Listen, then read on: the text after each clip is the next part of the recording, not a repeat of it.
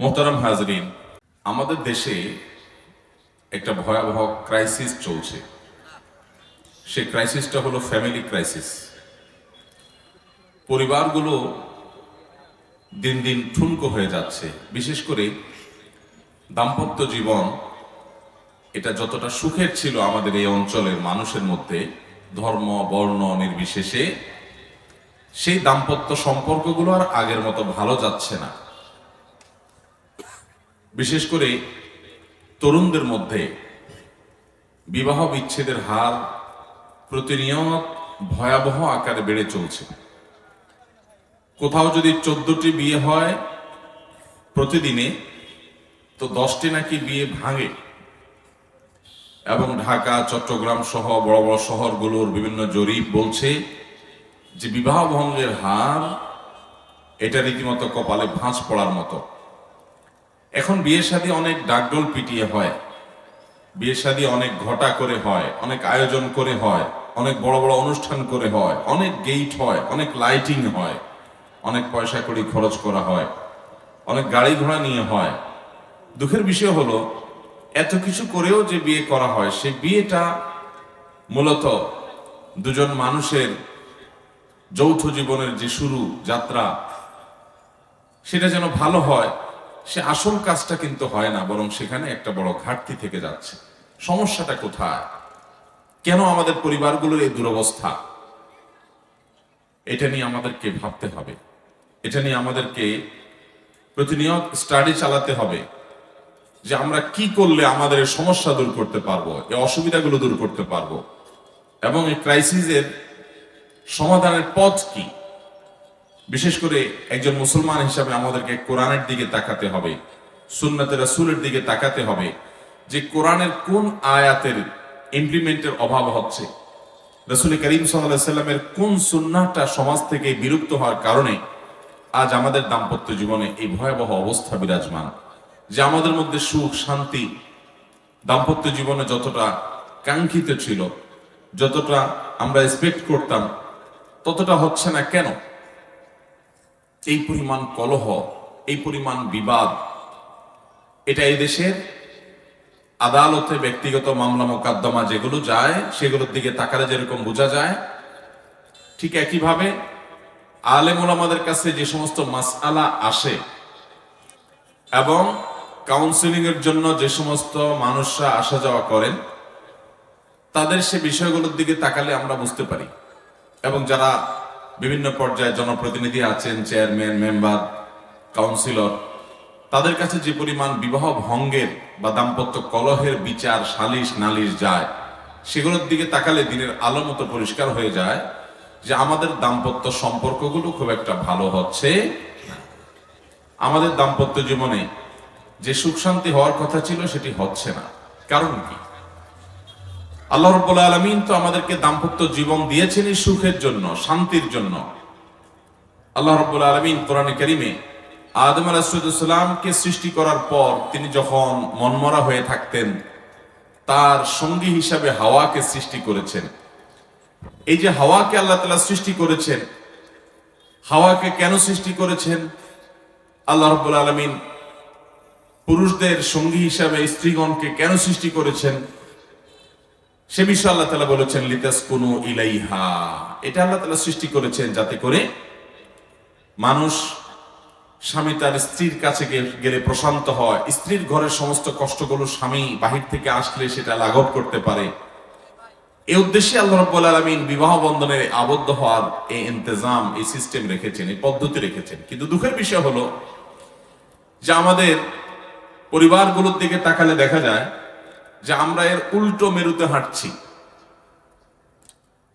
প্রিয় নবী সাল্লাল্লাহু আলাইহি ওয়াসাল্লাম তিনি যখন হেরা গুহায় জিবরিলকে দেখলেন তার আসল অবয়বে, নবী সাল্লাল্লাহু আলাইহি সাল্লামকে যখন বুকের সাথে চেপে ধরে পড়ার জন্য নির্দেশ করেছেন ইকরা, তখন নবী করিম সাল্লাল্লাহু আলাইহি সাল্লাম অনেকটা ভড়কে গেলেন। এই যে তিনি ভয় পেয়ে গেলেন, ভড়কে গেলেন, তার গায়ে জ্বর চলে আসলো, নবী করিম সাল্লাল্লাহু আলাইহি ওয়াসাল্লাম এরপরে বাসায় চলে আসলেন। এসে উম্মুল মুমিনিন খাদিজা রাদিয়াল্লাহু তাআলা আনহার কাছে এসে বললেন জাম্মিলুনি জাম্মিলুনি, আমাকে কম্বল চাদর দ্বারা আবৃত করো। তিনি ভয় পেয়ে গেছেন। খাদিজা রাদিয়াল্লাহু তাআলা আনহার ভূমিকা তখন কি ছিল কোরআনে উল্লেখ হয়েছে আমরা জানি। খাদিজা রাদিয়াল্লাহু তাআলা আনহা নবী সাল্লাল্লাহু আলাইহি সাল্লামকে তখন সান্ত্বনা দিলেন। হাদিসে রাসূলের মধ্যে বর্ণিত হয়েছে, তিনি বলেছেন কাল্লা লা ইউখজিকাল্লাহু আবাদা, আপনার টেনশনের কোনো কারণ নেই, আপনি কোনো পেরেশান হবেন না। আপনি যে সমস্যার কথা বলছেন, যে আপনি ভড়কে গেছেন হেরা গুহায় জিবরিলকে দেখে, আপনার ভয়ের কোনো কারণ নেই।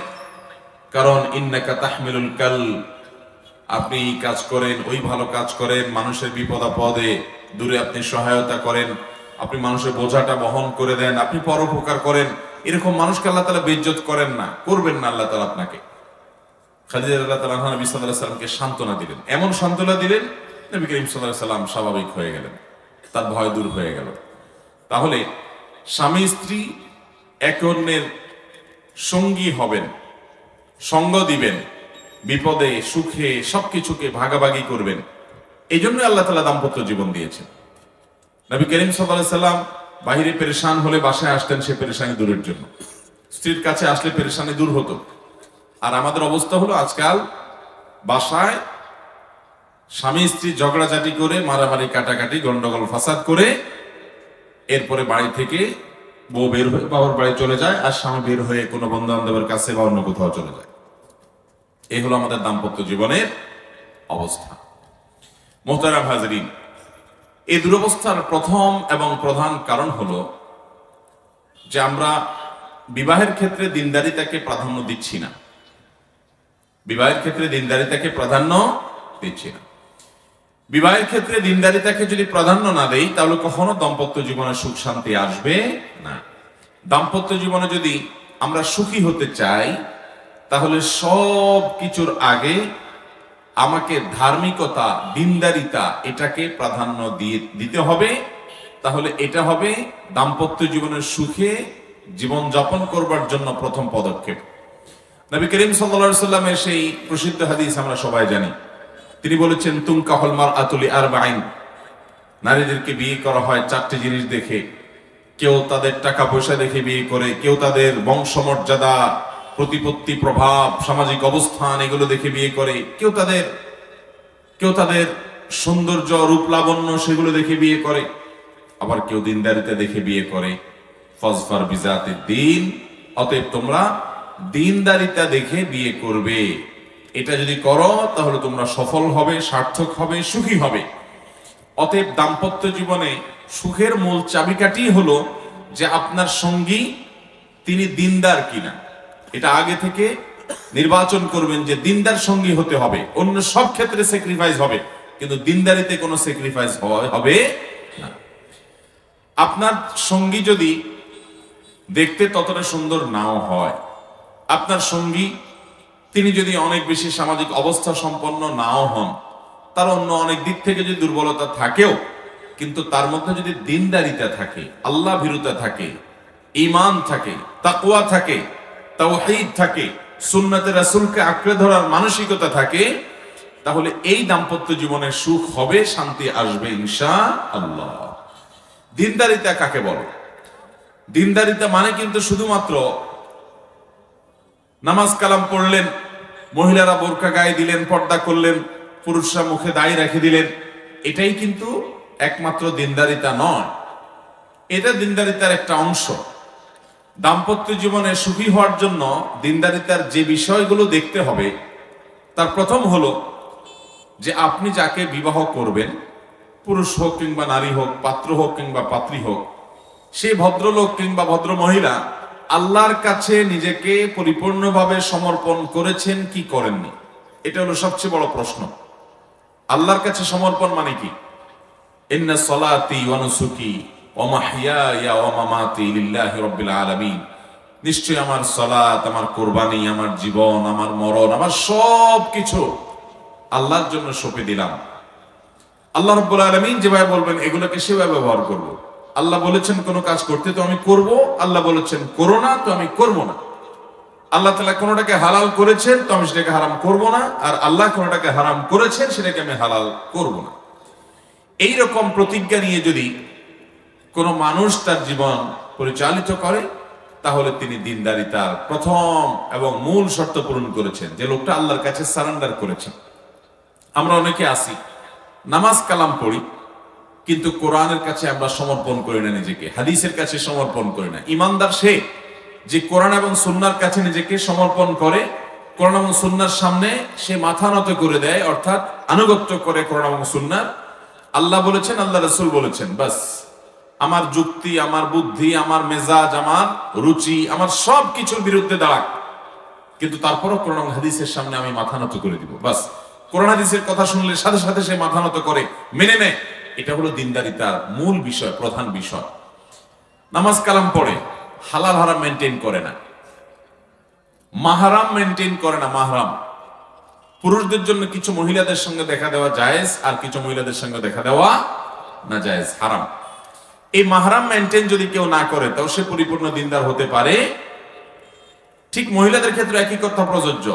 একজন নারীর জন্য কিছু পুরুষের সাথে দেখা দেওয়া জায়েজ, তার বাপ, তার ভাই, তার চাচা, তার দাদা, তার নানা, তার মামা, তার সন্তান, এদের সাথে দেখা দেওয়া জায়েজ।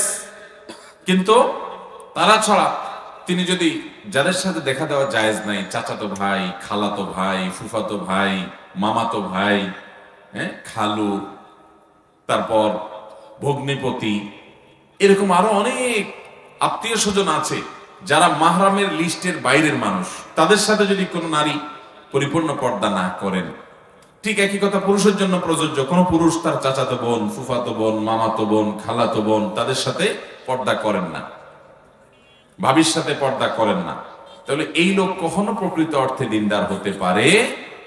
আমার দেশে অনেক নামাজি মানুষ পাবেন, এই জায়গায় এসে দেখবেন তাদের দিনদারিতা নাই।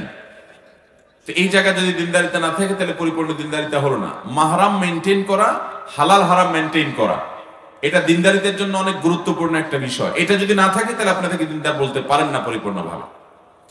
হালাল হারাম মেনটেন করা মানে আল্লাহ তাআলা কোন উপার্জনকে হালাল করেছেন, তো সেটা আমি গ্রহণ করব। কোনটাকে হারাম করেছেন, সেটা আমি বর্জন করব। ওইটা বর্জন করতে গিয়ে আমাকে যত মূল্য দিতে হয় আমি দেব। প্রয়োজনে আমার না খেয়ে থাকতে হতে পারে, অল্প খেয়ে থাকতে হতে পারে, সবর করা লাগতে পারে, আমার ধার দেনা করা লাগতে পারে, সামাজিক অবস্থান ছোট হতে পারে, অনেক কিছু হতে পারে। সকল প্রকার স্যাক্রিফাইস এবং ত্যাগ করতে রাজি আছি আমি হারাম এবং হালাল মেনটেন করার জন্য। এই হালাল এবং হারাম মেনটেন করার মতো মানসিকতা যদি থাকে কোনো যুবক এবং কোনো যুবতীর মধ্যে, তাহলে দিনদারিতার ক্ষেত্রে সে 100 ভিতরে 40 মার্ক অটোমেটিক পেয়ে গেল, যে হালাল হারাম সে মেনটেন করে।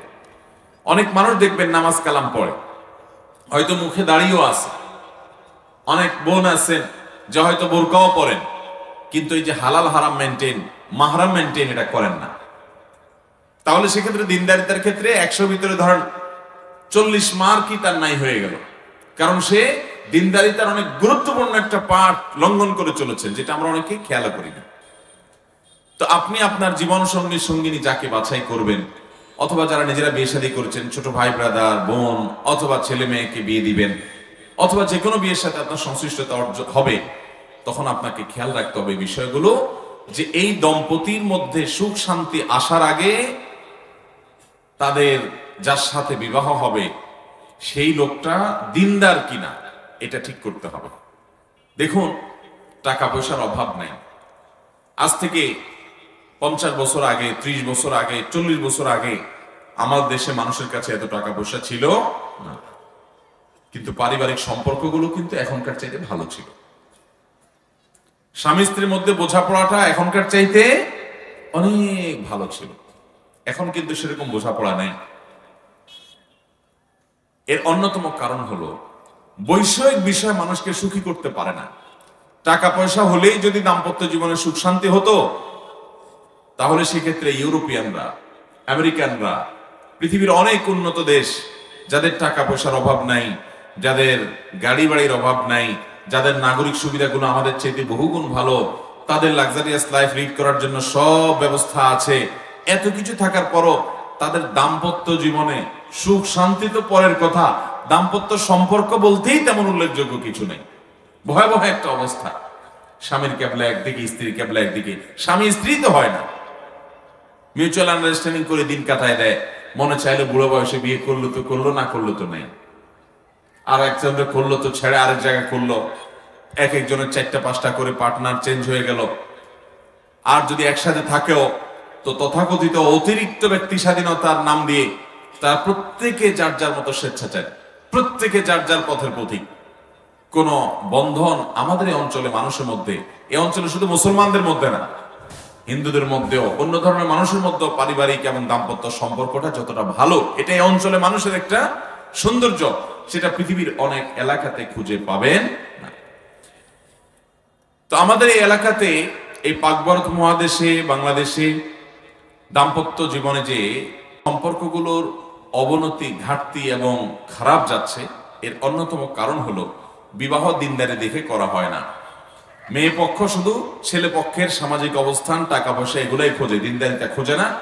আর ছেলে পক্ষ মেয়ে পক্ষের সামাজিক অবস্থান, রূপলাবণ্য, এই সমস্ত নাম যশ খ্যাতি কিংবা পড়ালেখা, সার্টিফিকেট, এগুলোই শুধু দেখে। এগুলো দেখেন, দোষের নেই, কিন্তু সবচেয়ে বেশি দেখার কথা যেটা, সেটা দেখার কোনো নামগন্ধ। এখন বিয়ে শাদীতে খোঁজ খবর যদি দিনদারিতার সম্পর্কে নেওয়া হয়, এখন অবশ্য সেটাও নেওয়া হয় না। এক সময় আমরা দেখতাম, জিজ্ঞেস করা হতো মেয়ে কোরআন শরীফ পড়ছে কিনা, ছেলে কোরআন কারিমটা পড়ছে কিনা, খতম দিছে কিনা, এই জিনিসগুলো দেখা হতো।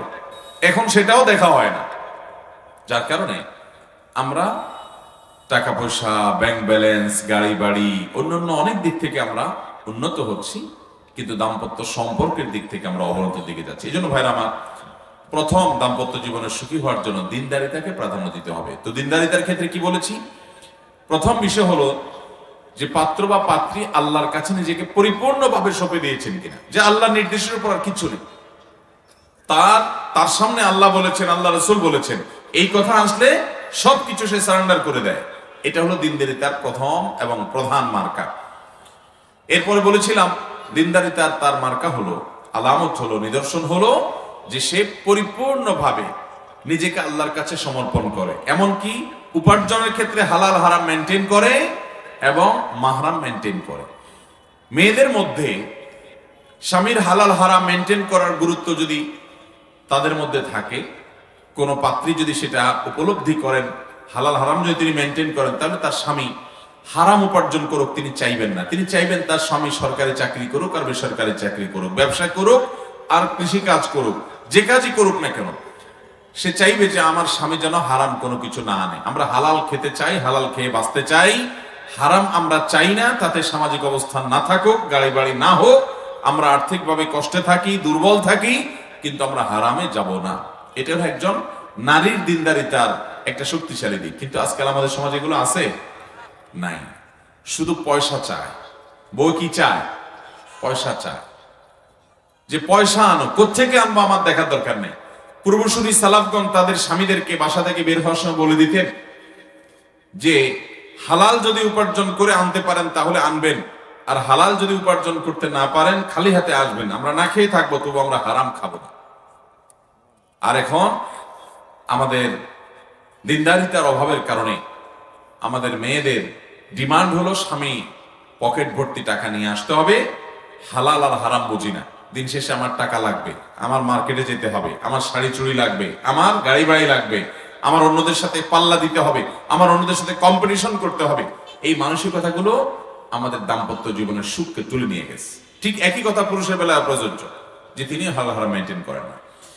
এরপরে দিনদারিতার আরেকটা গুরুত্বপূর্ণ দিক হলো সবর, শকর এবং কানাআত, ধৈর্য, কৃতজ্ঞতা এবং তুষ্ট থাকা অল্পে। এই তিনটা গুণ থাকা, এই তিনটা গুণ যদি কোনো পাত্র বা পাত্রীর মধ্যে থাকে, তাহলে বুঝতে হবে এই পাত্র এবং পাত্রীর মূল্য স্বর্ণের চাইতে বেশি, স্বর্ণের চাইতে বেশি। ধৈর্য,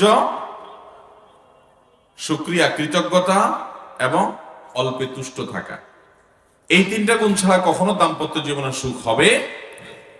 দাম্পত্য জীবনে যত অশান্তি হয়, যত কলহ হয়, যত গন্ডগোল হয়, যত তালাক হয়, যত বিবাহ বিচ্ছেদ হয়, যত ঝগড়াঝাটি হয়, এগুলোর মূল হলো এই তিনটা জিনিসের কোনোটার অনুপস্থিতি। অর্থাৎ ধৈর্য নাই, শুকরিয়া নাই এবং তুষ্টির গুণ নাই। ধৈর্য না থাকার কারণে দেখা যায় চুন থেকে নুন খসছে, হট মেজাজি হয়ে গেছে, রাগারাগি হয়ে গেছে, মারামারি হয়ে গেছে, হাতাহাতি হয়ে গেছে, এমনকি দুজনের পথ দুদিকে হয়ে গেছে। সবরের অভাবে, শুকরের অভাবেও হয়, কারণ নিজের সঙ্গীর কোনো একটা ত্রুটি দেখলেই মনে করে না জীবনে তার সঙ্গে থেকে কোনো সুখ শান্তি পাই নাই। অথচ নবী করিম সাল্লাল্লাহু আলাইহি সাল্লাম বলেছেন, তোমার সঙ্গীর কোনো কিছু যদি তোমাকে রুষ্ট করে, তার কোনো কিছু দেখে যদি তোমার মনে কষ্ট হয় যে ইস এটা সে কেন করলো বা এটা কেন করলো না, তার একটা দুর্বলতা দেখলা, তো সাথে সাথে চিন্তা করবা তার অনেক ভালো দিকও আছে। মনে রাখবেন, পৃথিবীতে এমন একটা মানুষও নেই, এমন একজন মানুষও নাই যে মানুষটার কোনো ভালো গুণ নাই, সবই খারাপ গুণ। এমন কোনো মানুষ হতে একটা হলেও ভালো গুণ আছে। আপনি খোঁজার চেষ্টা করেন, তার যদি কোনো কিছু দেখে অসন্তুষ্ট হন তাহলে বের করার চেষ্টা করেন তার কোন গুণটার কারণে আপনি সন্তুষ্ট হতে পারেন, তাহলে দেখবেন যে আপনার মধ্যে আর কোনো অশান্তি তৈরি হবে না। নবী করিম সাল্লাল্লাহু আলাইহি সাল্লাম তার স্ত্রীগণ, এতজন স্ত্রী ছিলেন, তাদের সাথে দাম্পত্য জীবনে তার কোনো বিষয় নিয়ে বুঝের গরমিল হয় নাই, কোন প্রকার, সব বেটে বলে হয়ে গেছে, যা চাইছেন তাই হয়ে গেছে। ব্যাপারটা কিন্তু সেরকম না, টুনটান হয়েছে।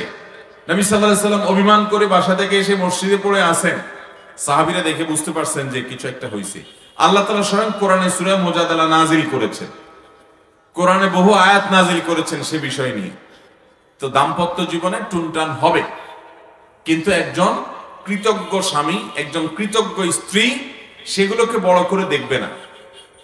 মানুষ হিসেবে মনে কষ্ট হবে, এটা স্বাভাবিক, কিন্তু সে একটা বিষয় কষ্ট পেলে চিন্তা করবে আমার স্ত্রীর অন্য আরেকটা গুণ ভালো আছে। তিনি রান্নাটা ভালো করতে পারেন না, তো তার চেহারাটা সুন্দর আছে, চেহারাটা সুন্দর নাই তো তার পড়ালেখার গুণটা ভালো আছে, পড়ালেখার গুণটা নাই তো তিনি কেয়ারিং, খুব যত্ন নেন, এটাও নাই তো তিনি সচ্চরিত্রবান, চরিত্রের সমস্যা নাই। বহু মহিলার চরিত্রের সমস্যা আছে, অনেক স্বামী সেটা সাফার করছেন, বলতে পারছেন না লজ্জায়, আমার স্ত্রী অন্তত এই সমস্যাটা নেই। এরকম কোনো না কোনো ভালো দিক আছে না নেই? ঠিক একই কথা স্বামীর বেলায় প্রযোজ্য, যে নারী তার স্বামীর ব্যাপারে অভিযোগ করতে করতে শেষ। কিছু অমানুষ থাকে যে হ্যাঁ তাদের সাথে বসবাস উপযুক্ত না, এরকম রেয়ার কিছু থাকে, কিন্তু বেশিরভাগ ক্ষেত্রে আপনি যে অভিযোগ করবেন যে আপনার স্বামী অলস, উপার্জন করে না, আপনার কষ্ট হয়, বাপের বাড়ি থেকে অনেক সময় হেল্প নিতে হয়, সে আপনার পরিশ্রমী না, বুঝলাম আপনার এই কথা সত্য, কিন্তু লোকটা হয়তো চরিত্রবান।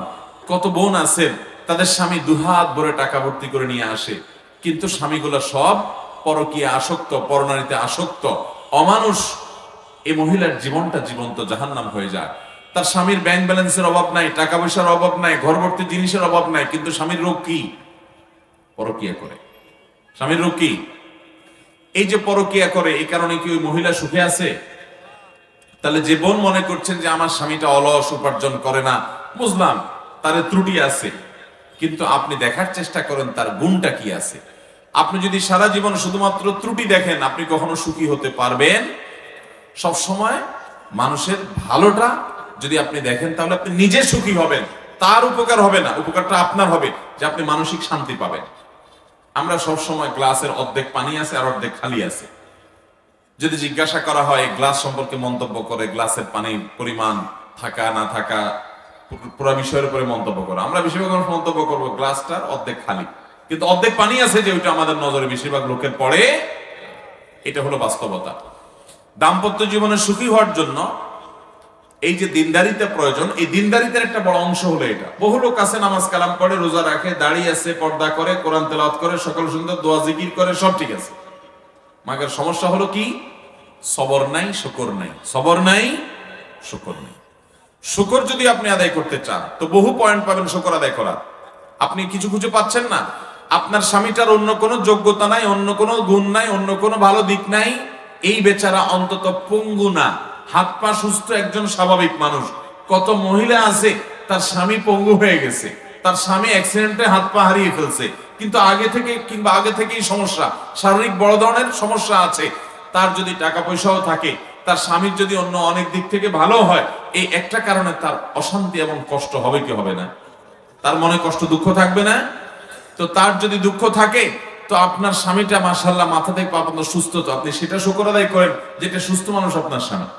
এভাবে যে আপনি যদি নেয়ামত খুঁজতে যান, বহু কিছু খুঁজে পাবেন, যে হয়তো আপনার শ্বশুর ননদের দিক থেকে, শাশুড়ির দিক থেকে খুব একটা টর্চারের শিকার হন না, অনেক মহিলা সেদিক থেকে টর্চারের শিকার হন, অথবা আপনার শাশুড়ি ননদ খারাপ, আপনার স্বামীটা ভালো, কিংবা স্বামী শাশুড়ি ননদ সবগুলোর আচরণ খারাপ, ওই যে আচরণ আপনার সাথে খারাপ কিন্তু পরকীয় আসক্তি নেই, কিংবা সে অলস না উপার্জন করে, কিংবা সে আপনাকে প্রহার করে না, আর যদি কোনো সান্ত্বনা খুঁজে না পান তো আসিয়ার দিকে তাকান। আসিয়া, ফেরাউনের স্ত্রী আসিয়া, তার দিকে তাকান। ফেরাউনের স্ত্রী আসিয়া, তিনি ফেরাউনের ঘর করতে গিয়ে অমানবিক কষ্ট তাকে স্বীকার করতে হয়েছে।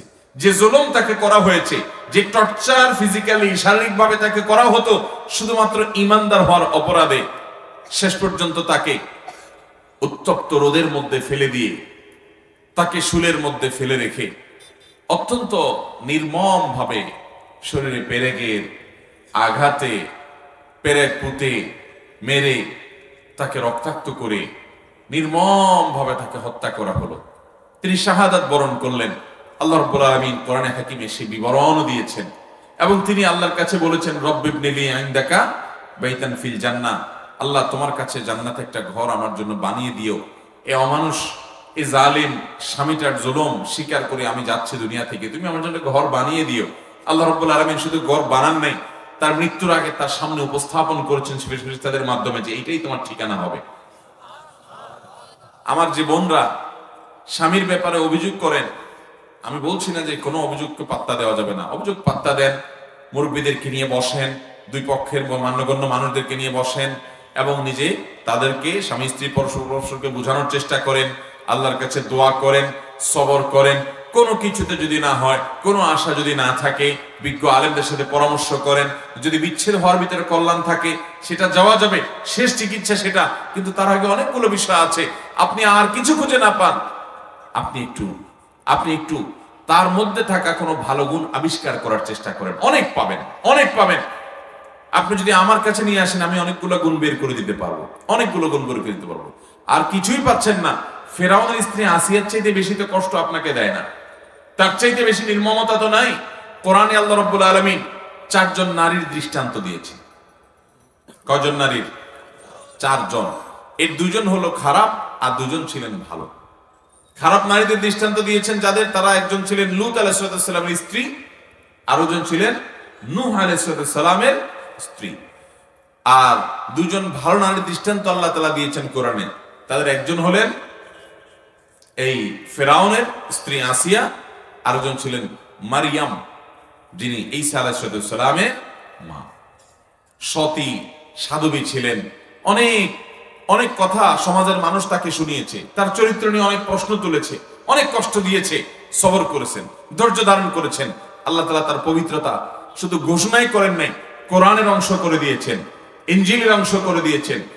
কিয়ামত পর্যন্ত আগত লক্ষ লক্ষ কোটি কোটি মুসলমান, খ্রিস্টান, একাধিক ধর্মের মানুষেরা কিয়ামত পর্যন্ত তারা তার পুত পবিত্রতাকে স্বীকার করবে, মেনে নিবে, সেভাবে আল্লাহ তাআলা উল্লেখ করেছেন। তো আমাদের কোনো বোন যদি শান্তির কোনো দিক খুঁজে না পান, আসিয়ার দিকে তাকাবেন যে আসিয়া কত কষ্ট করেছে। ভাইরা আমার, আমাদের এই সমাজে স্বামী স্ত্রীর মধ্যে কোন রকম সমস্যা তৈরি হলে কিছু মানুষরূপী শয়তান পাবেন, এরা আপনাকে উস্কে দিবে, বলবে যে আরে মাথা খারাপ, এর সাথে ঘর করা যায়? আছে না নাই? আপনার যদি সংসারটা ভেঙে যায়, এরপরে আপনার যে কষ্টের জীবন হতে পারে আপনার সামনে, নাও হতে পারে, যদি কোনো কষ্টের মুখোমুখি আপনি হন, তখন এই উস্কানিটা তাদের একটাকেও আপনি আর খুঁজে পাবেন না, এগুলো একটাকেও পাবেন না। এরা মেয়েদেরকে উস্কে দিবে যে স্বামীর কথা মানবো না, বদ্ধ করে থাকবো না, দেখবো এবার জগৎটাকে এটা করব সেটা করব বলে টুলে ফুসলায় ফাসলায় বাইর করে। এরপরে তাদের পরবর্তী জীবনের যে স্ট্রাগল, যে যুদ্ধ, যে সংগ্রাম, যে কষ্ট, যে জুলুম, যে নিষ্পেষণ, যে সমস্যা, যে বিপদ, এগুলাতে আর এই উস্কানিদাতা একটাকেও পাওয়া যাবে।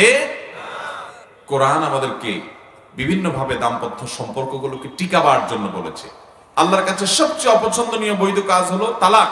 কোথায় কোথায় তালাক, কোথায় কোথায় তালাক, যে সবর নাই বেসবর, এই জন্য সম্পর্কগুলো ভেঙে যাচ্ছে। ভাইরা আমার, আমরা স্বামী স্ত্রীর মধ্যে যদি বোঝাপড়ার অসুবিধা হয়, তাহলে সবর এবং শুকর এই দুইটা মাধ্যম দিয়ে এগিয়ে যেতে হবে, কোনোভাবে এগুলোকে হাতছাড়া করা যাবে না।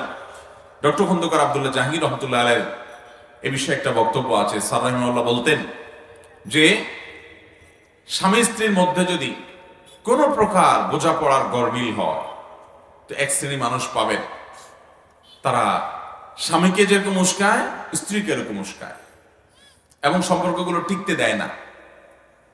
আর ইসলাম বলে, কোরআন এবং সুন্নাহ বলে না, পারলে তাদের মধ্যে মিল করে দাও, তাদের মধ্যে মীমাংসা করে দাও, দূরত্ব কমায় দাও, এবং কিভাবে দূরত্ব কমানো যায় সে উদ্যোগ গ্রহণ করো। আপনারা দেখবেন কোন মহিলা তার স্বামীর কষ্টের কথা যদি কোনো মানুষের কাছে বলে, বিশেষ করে কোনো পুরুষের কাছে যদি বলে, তো অনেক পুরুষ আছে, এগুলো মানুষরূপী ইবলিস, এগুলোর পরিচয় আমি বলি, এগুলোর বৈশিষ্ট্যটা আমি বলি। এগুলো আছে মহিলাকে বলবে, হয়তো পর্দা করে না, বেপর্দা, মহিলাকে বলবে, ভাবি আপনার মতো সুন্দরী মহিলা এই লোকটার সাথে আসলে মানায় না, আপনার বাপ মা যে কি বুঝে তার সাথে বিয়ে দিল, আহারে আপনার জীবনটা শেষ হয়ে গেল। এটা হলো সাক্ষাৎ ইবলিস। যদি ইবলিস দেখতে চান ওই লোকের দিকে তাকাবেন।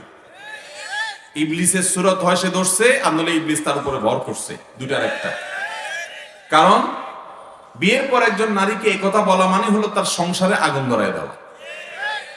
ঠিক একইভাবে পুরুষকেও এসে দেখেন অন্য কোনো মহিলা কিংবা তার কোনো পুরুষ বন্ধু দেখবেন এরকম উস্কানিমূলক কথা বলে, বলবে যে ভাই আপনার মতো রাজপুত্র ছেলে, আপনার জীবনে কত ভালো ভালো ছেলে পাওয়া যাইতো, ইস আপনার জীবনটা বহুত কষ্টে যাচ্ছে ভাই, খারাপ লাগে ভাই আপনার জন্য।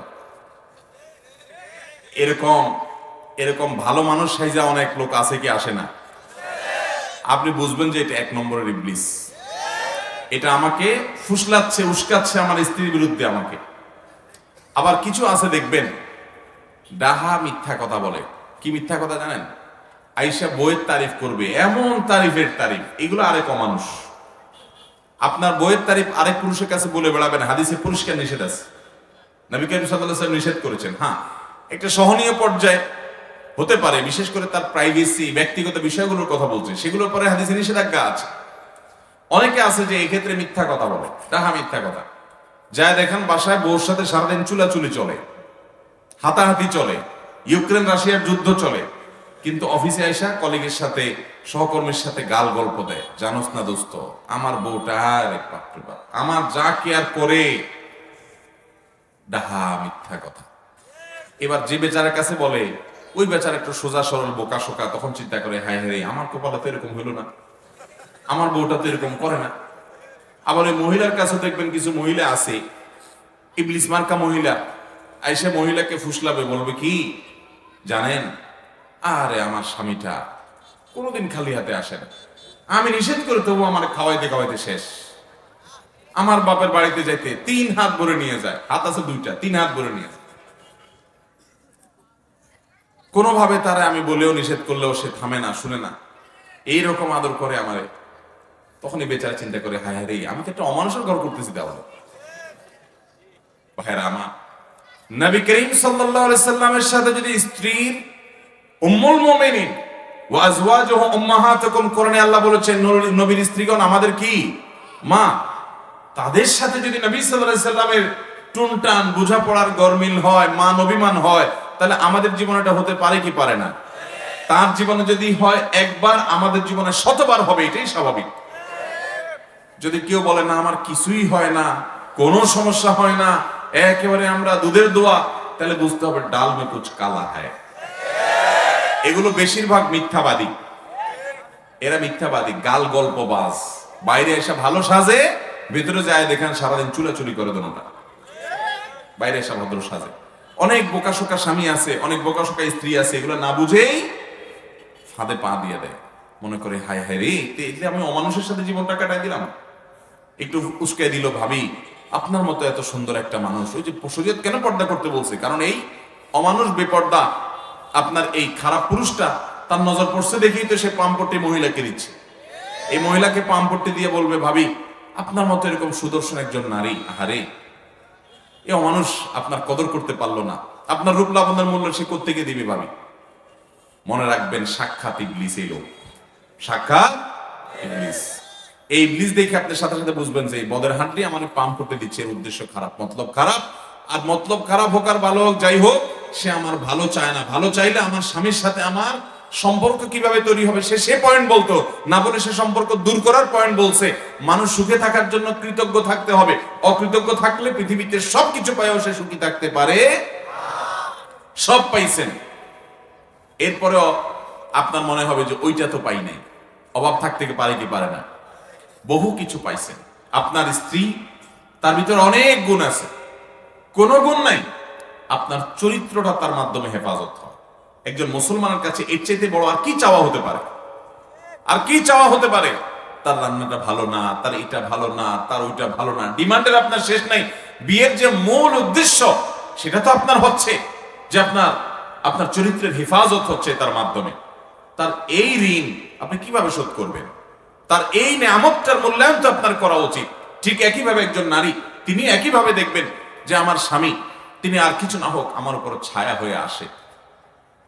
ডক্টর খন্দকার আব্দুল্লাহ জাহির বলছেন যে ফুসলায় ফাসলায় যারা সম্পর্কগুলো ভেঙে দেয়, এই ভদ্র মহিলা বাচ্চা কাচ্চাগুলো নিয়ে অথবা একা একা যে সাফার করে বাপের বাড়িতে যায় উঠে, সে তখন বুঝতে পারে যে হায় রে, স্বামীর বাড়িতে কষ্ট দুঃখ যাই সহ্য করতাম না করতাম, বাপের বাড়িতে আসার পরে মনে হয় যে বোঝা। বিয়ে হওয়ার পরে বাপের বাড়িতে উঠে চলে আসলাম, ভাইদের কাছে, ভাবির কাছে, আশপাশের লোকদের কাছে তার যে অবস্থা থাকে, তখন তিনি আফসোস করতে থাকেন, আহারে ওইটাই তো ভালো ছিল। উস্কানিদাতাদের কাউকে তখন খুঁজে পাওয়া যায় না। এই জন্য ভাইরা আমার, দাম্পত্য জীবনে অশান্তির মূল এবং প্রধান কারণ হলো এইটা যে আমাদের মধ্যে সবরও নাই, শুকরও। নবী করিম সাল্লাল্লাহু আলাইহি সাল্লাম বলেছেন, তুমি তোমার সঙ্গীর কোনো কিছু দেখে অসন্তুষ্ট, তোমার ভালো লাগে না, সাথে সাথে তুমি চিন্তা করো যে তার বহু গুণ আছে যেটা দেখে তুমি সন্তুষ্ট হতে পারো, যেগুলো অন্য অনেকের মধ্যে নাই কিন্তু তার মধ্যে আছে। তাহলে দেখবা তোমার সেই কষ্ট কি হয়ে যাবে, দূর হয়ে যাবে। আরেকটা জিনিস হলো ভাই, দাম্পত্য জীবন এটাতে তুষ্ট থাকা খুব জরুরি। আমি যা পাইছি তাতে আলহামদুলিল্লাহ বলবো। আমার স্ত্রীর মধ্যে সমস্যা আছে, ওকে। আমার স্বামীর মধ্যে সমস্যা আছে, ওকে, সত্য। কিন্তু সমস্যা আরো বেশি থাকতে পারতো কি পারতো না? অতএব আল্লাহ তাআলা যেটুকু দিয়েছেন সেটুকু আলহামদুলিল্লাহ। আল্লাহ বলেছেন, লা ইন শাকারতুম লা আযীদান্নাকুম, তোমরা যদি আমার কোন নিয়ামত পাওয়ার পর শুকর আদায় করো, আমি তোমাদের নিয়ামত আরো বাড়ায় দিব। ওয়ালা ইন কাফারতুম, আর যদি নিয়ামতের নাশকরি করো, ইন্না আযাবি লাশাদীদ, তাহলে আমার আযাব বড় কঠোর এবং শক্ত। আল্লাহ রাব্বুল আলামিন আমাদের সবাইকে সুখী দাম্পত্য জীবন তৌফিক এবং নসিব করুন। মুহতারাম হাজিরিন, যে দম্পতি পরস্পরের মধ্যে ভালোবাসা অনেক প্রগাঢ়, যাদের মধ্যে সম্পর্ক অনেক মজবুত সুদৃঢ়, তারা অন্যান্য সব বিষয়গুলো যদি ঠিক থাকে শরীয়তের, তাহলে তাদের তাকওয়ার দিক থেকেও তারা অগ্রসর, আলহামদুলিল্লাহ। তাহলে প্রথম পয়েন্ট আমরা পেয়ে গেলাম, আমাদের দাম্পত্য জীবনে সুখ এবং শান্তির জন্য পাত্রপাত্রী নির্বাচনের ক্ষেত্রে শুধু পাত্রপাত্রী নির্বাচন না, পাত্রপক্ষ পাত্রীপক্ষ উভয় পক্ষ যখন নির্বাচন করবেন, গোটা পরিবারকে দেখবেন, দিনদারিকা দেখে আপনি অগ্রাধিকার দিবেন, প্রাধান্য দিবেন, এবং দিনদারিতা নাই তাহলে অন্য বিষয় আপনি বিবেচনা করবেন। কিন্তু দিনদারিতার ক্ষেত্রে কোনো ছাড় হবে। ভাইরা আমার, অনেকে বলে বিয়ের সময় দেখবেন যে ছেলে নামাজ পড়ে কিনা, ছেলে আল্লাহর ভয় আছে কিনা, হালাল হারাম বোঝে কিনা। বলো না, এগুলো একটু অসুবিধা আছে, নামাজ পড়া নিয়মিত পড়ে না, আপনি বিয়ে করেন, মেয়ে তারা নামাজি বানায় নিবে। আছে না নেই? মেয়ে দিনদার কিনা, পর্দা করে কিনা, নামাজ কালাম পড়ে কিনা, তো বলে যে আপনারা বানায় নিবেন। আপনি সাথে সাথে বলবেন যে আমি রেডিমেড চাই, আমি বানায় নিব, সেটা কি আমার মাপ মতো হবে না হবে না কে জানে বাবা, তার চাইতে রেডিমেড আমি খুঁজবো আগে, রেডিমেড না পাইলে তখন দেখা যাবে। আল্লাহ তাআলা আমাদের সবাইকে দাম্পত্য জীবনে সুখী হওয়ার জন্য এই যে দিনদারিতাকে প্রাধান্য দেওয়া, এই নিয়ামতটা আল্লাহ তাআলা আমাদেরকে দান করুন। নবী করিম সাল্লাল্লাহু আলাইহি ওয়াসাল্লাম বলেছেন, আদ-দুনিয়া কুল্লুহা মাতা, দুনিয়াতে যত আল্লাহর সৃষ্টি আছে সবগুলাই মানুষ উপভোগ করতে পারে বিভিন্ন ভাবে। ওয়া খায়রু মাতা'আদ দুনিয়া আল মারআতুস সালিহা, একজন নারী, একজন জীবন সঙ্গী, একজন জীবন সঙ্গিনী, তিনি যদি দিনদার হন, আল্লাহ বিরু হন, নামাজি হন, চোখের পানি ফেলনেওয়ালা হন, আল্লাহর সাথে দোয়া সম্পর্ক করনেওয়ালা হন, এই মানুষটা যদি আপনার জীবনে পেয়ে যান, তো আপনার জীবনে সবচেয়ে বড় সুখের দেখা পেয়ে গেলেন। এর চাইতে বড় সুখের কোন মাধ্যম উপকরণ আল্লাহর জমিন আরেকটা হতে পারে না, যদি একটা ভালো সঙ্গী জীবনে পেয়ে যান। আর যদি সঙ্গীটা খারাপ হয় তো টাকা পয়সা, অফিস আদালত, পদ পদবি যাই পাইছেন, জীবনটা জীবন্ত জাহান্নাম হয়ে যাবে।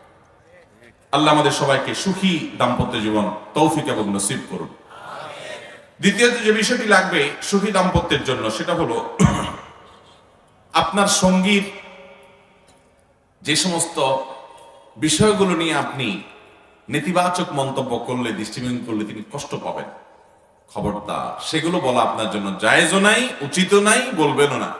বরং তার সেই পয়েন্টগুলোতে আপনি খুব সিরিয়াস হবেন এবং দায়িত্বশীলতার পরিচয় দিবেন। যেমন ছেলে হলে আপনি মেয়ে পক্ষের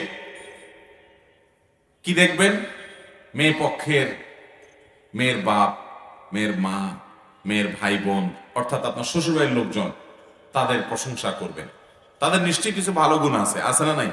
কিছু না কিছু তো আছে। তো শুধুমাত্র ঘন ঘন ওই গুণগুলো বলবেন যে আমার শ্বশুর আব্বা, যে তোমার আব্বা মাশাআল্লাহ, এই জিনিসটা তোমার আব্বার খুব ভালো লাগে আমার কাছে, তোমার ভাইটার ওই গুণটা আমার খুব ভালো লাগে। আমাদের অনেক পুরুষরা আছে ব্যাককল, শুধু শ্বশুরবাড়ির বদনাম শোনা বউয়ের কাছে। এগুলোর নাম হলো ব্যাককল পুরুষ। আরে ঘর ঠিক তো দুনিয়া ঠিক। স্বরাষ্ট্রমন্ত্রী যদি ঠিক রাখতে চান, ঘরওয়ালি যদি ঠিক রাখতে চান, তাহলে সেক্ষেত্রে বেশি বেশি শ্বশুরবাড়ির তারিফ করবেন। বউকে খুশি করার জন্য এর চেয়ে কার্যকর কোনো ওষুধ আছে কিনা আমার জানা নেই। সবচেয়ে শর্টকাট ওয়েতে বউকে খুশি করবেন। কিসের তারিফ করবেন? বেশি বেশি শ্বশুরবাড়ির তারিফ করবেন, যে আমার শাশুড়ির রান্নাটা উফ মাশাআল্লাহ, তুমি আমার কাছে বেশি বেশি থাকবা, রান্না শিখবা।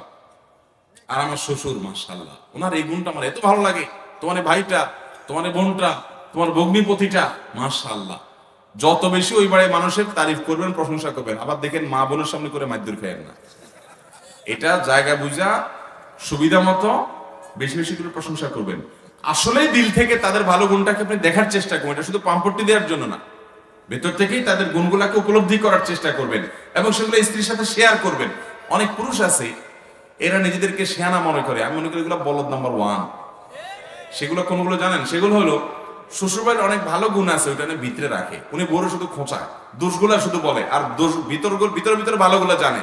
উনি মনে করেন নিজের শেয়ানা, উনি হলো বেকুব নাম্বার 1। দোষগুলা সব ভিতরে রেখে হজম করে ডুব গিলে ফেলবেন। ওগুলা বউরে খবরদার কোনোদিনও বলবেন না।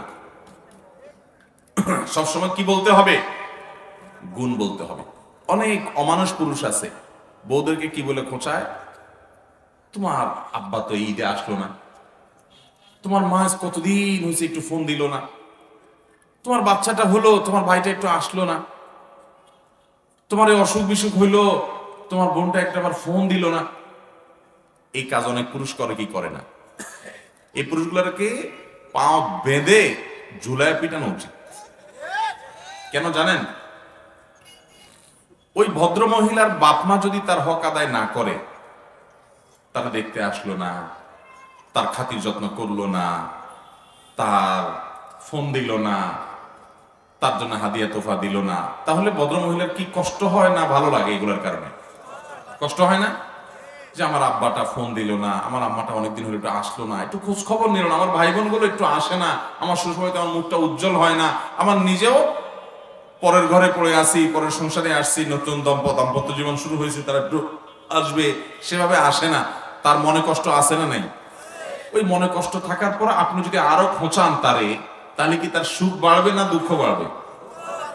তাহলে সেক্ষেত্রে কোনো ভদ্রলোক, মুসলমান তো বটেই, কোনো ভদ্র মানুষ কোনোদিন তার স্ত্রীকে এগুলোর জন্য খোঁচাখুচি করতে পারে?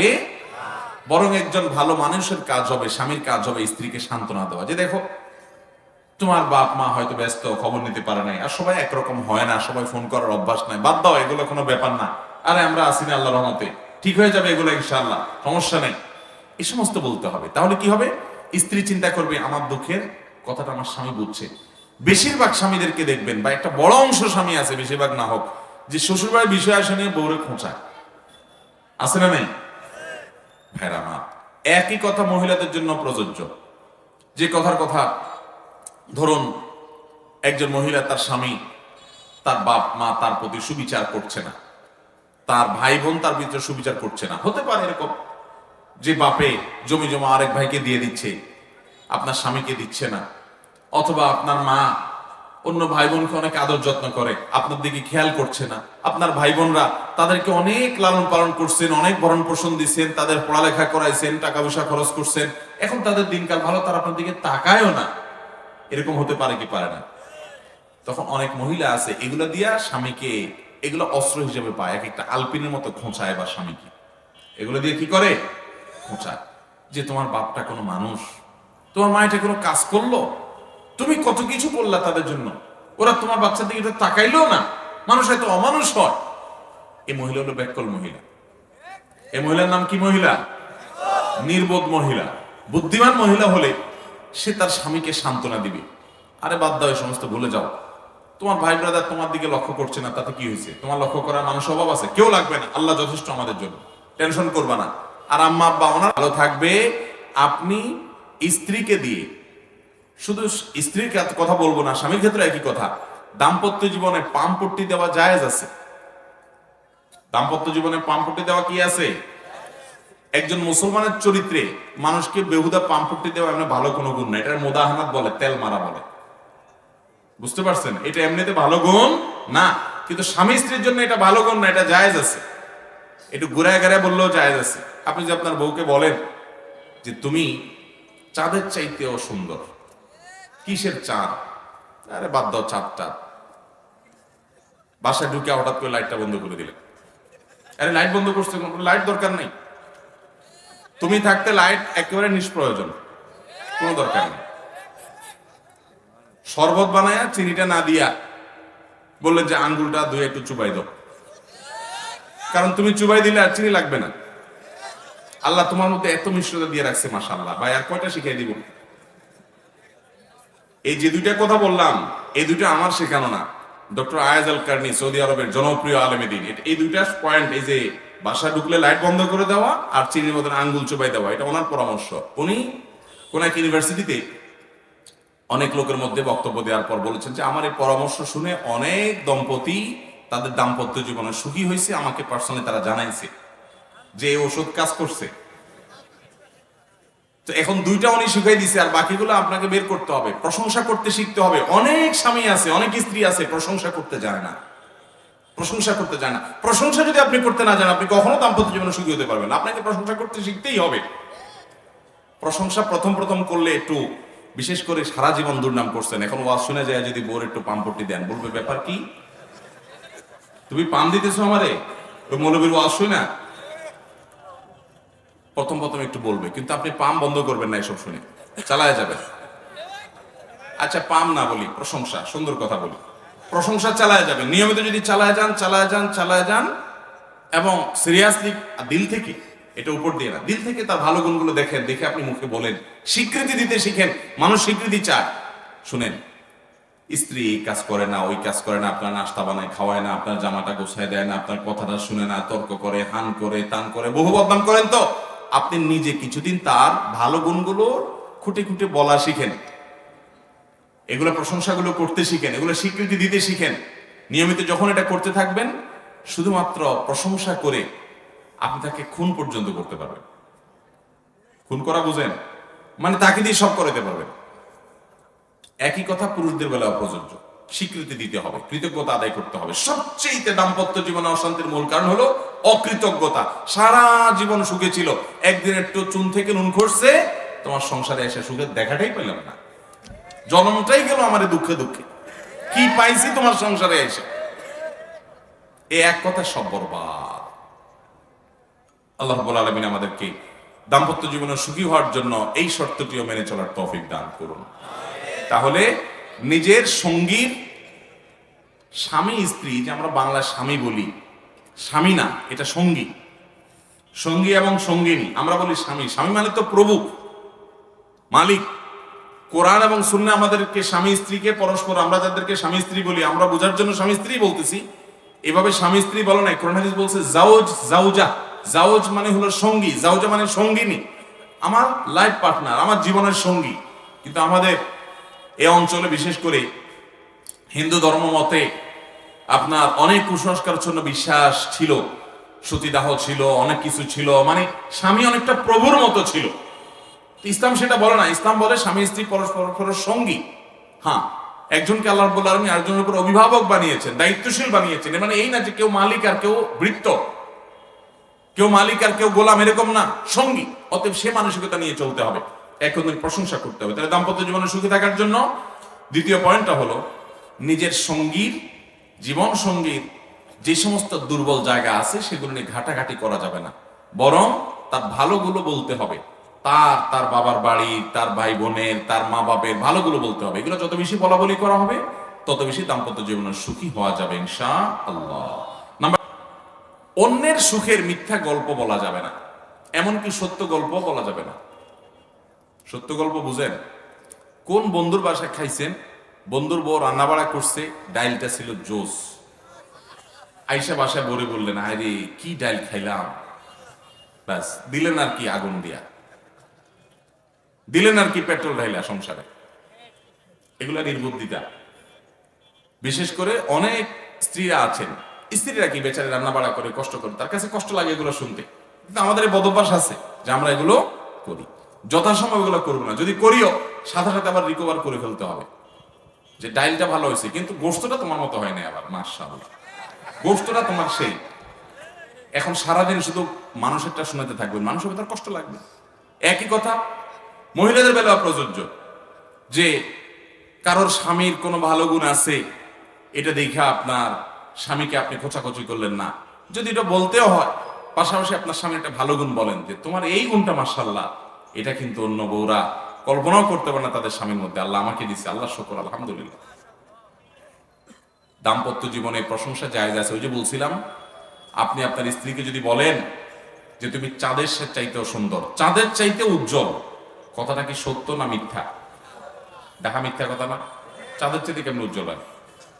কিন্তু এই মিথ্যা জায়েজ আছে, এই মিথ্যা জায়েজ আছে, মানে এটা রূপক অর্থে বললেন আর কি, এটা ঘুরে ওই যে পাম্পট্টিমূলক মিথ্যা আর কি, যেটাকে বলছে, বুঝেন না কথা? এটা জায়েজ আছে শুধুমাত্র দাম্পত্য জীবনের সুখের জন্য। আবার দেখেন, সব মিথ্যা যা বউর সাথে মেরে দিয়েন না।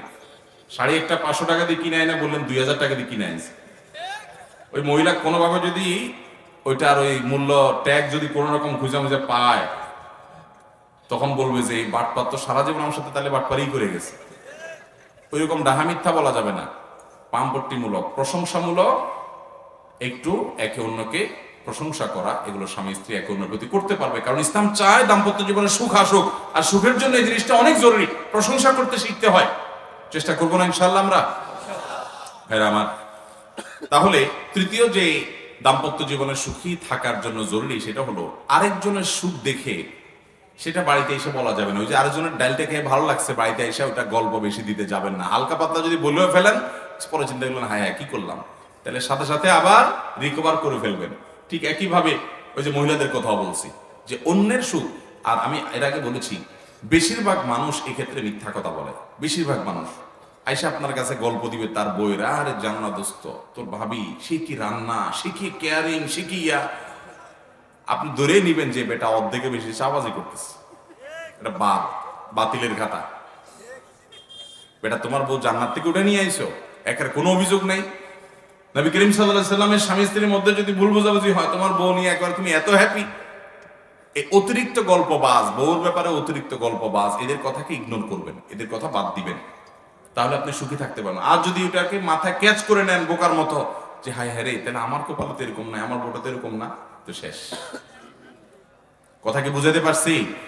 তাহলে সুখে থাকার জন্য অন্যের সুখের মিথ্যা গল্প, এমনকি সত্য গল্প বাসায় এসে প্যান প্যান প্যান করে বউর কাছে বলবেন না, বউ স্বামীর কাছে বলবেন না।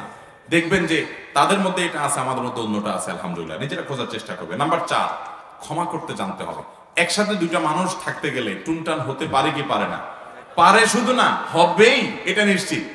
টুনটান হবে কি হবে না? হবে। তো হলে কি করতে হবে? ক্ষমা করতে জানতে হবে। বিশেষ করে স্বামীদের এক্ষেত্রে আরো বেশি করা লাগে। দুনিয়াতে একজন মানুষ আছে যে ভুল করবে না কিন্তু মাপ চাবে, তার নাম স্বামী।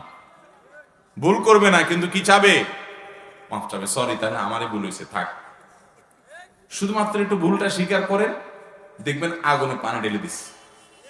এরপর আপনি তার ভুলটা সুন্দর করে ধরায় দেন, সে যখন ঠান্ডা হয় দেখবেন যে সেটা গ্রহণ করবে, কিন্তু আগে আপনাকে সারেন্ডার করতে হবে। মহিলারা চায় তার স্বামীটা তার সামনে পরাজিত থাকুক, পরাজিত বিড়ালের মতো থাকুক। আর অনেক স্বামী আছে বেকুব, সারা দুনিয়াতে বিড়ালের মতো মেওয়াও করে আর বাসায় এসে বাঘ সাজে। আরে ভাই, সারা জীবন বাঘ, বাইরে বাঘ সাজবেন সারা দুনিয়াতে, কিন্তু বাসায় আসতে বিড়ালের মতো হয়ে যাবেন, তাহলে সুখে থাকতে পারবেন? আর তা না হলে মায়ের একটাও নিচে পড়বে না, সব পিঠে পড়বে। কথা কি বুঝাতে পারছি? এবং একই কথা আমার বোনদেরকে আমরা বলবো, ক্ষমা করতে জানতে হবে। স্বামীরও ভুল হতে পারে, ক্ষমা করতে জানতে হবে। এবং তেড়ামি করা যাবে না। অতিরিক্ত তেড়া মানুষ কখনো সুখী হতে পারে, মানুষ হিসেবে কষ্ট হতে পারে, জেদ হতে পারে, দুঃখ হতে পারে, ক্ষমা করে দিতে হবে। আপনার সঙ্গী সে একটু বেশি রাগী, তাহলে আপনি মাথায় রাখেন যে সে রাগী, এবং হিসাব নিকাশ করে চলে, এবং সবকিছু নিয়ে বাড়াবাড়ি করে না। কিছু হইলেই আপনি একবার সিরিয়াস হয়ে যাবেন, এটা উচিত না।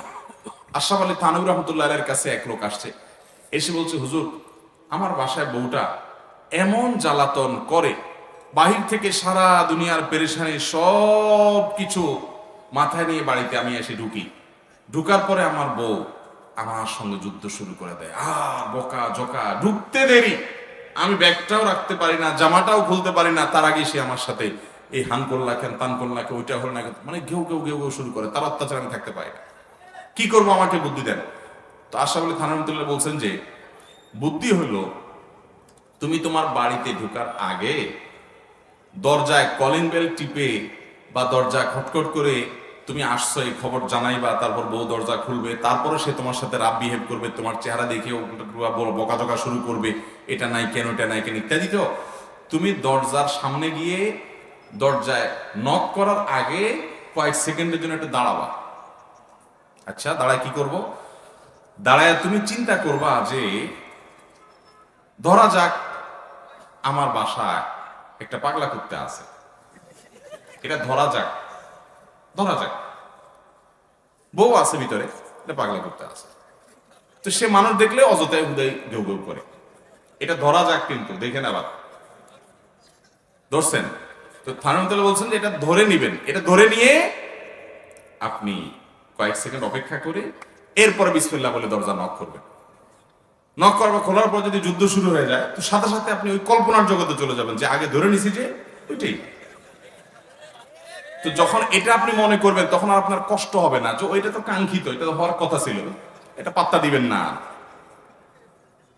তো লোকটা ঠিকই আয়সা বাসায় ওইটা অ্যাপ্লাই করছে ওই সিস্টেম।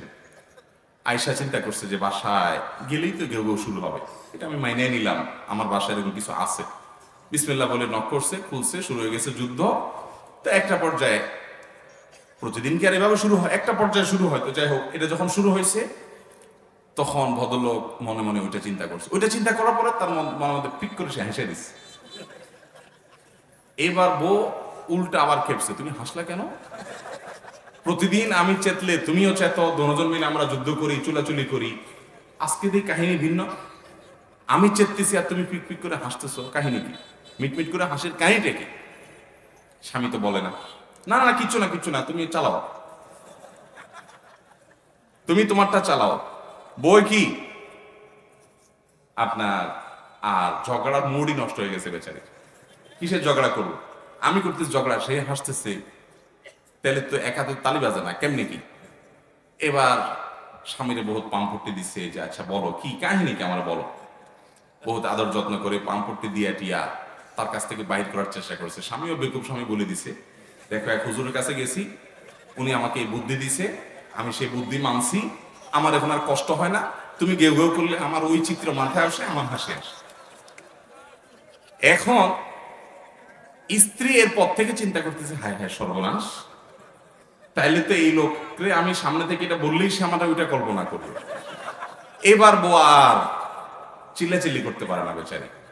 পরের দিন এসে আবার সে ওই যে বিসমিল্লাহ পড়ে দাঁড়াইছে, চিন্তা করছে, হ্যাঁ তাহলে বাসায় কিছু একটা আছে, এখন চিল্লাচিল্লি শুরু হবে। এরপর বিসমিল্লাহ পড়ে নক করছে, খুলছে, খুললে এবার দুজনই হাসে। বউ চিন্তা করতেছে কি বলবো, আর সে আমার মনে মনে কি চিন্তা করবে, বাবা দরকার নাই ভিক্ষা থাক কুত্তা ঠেকা, ঝগড়ার দরকার নাই, আমার ইজ্জত বাঁচাই স্বামী।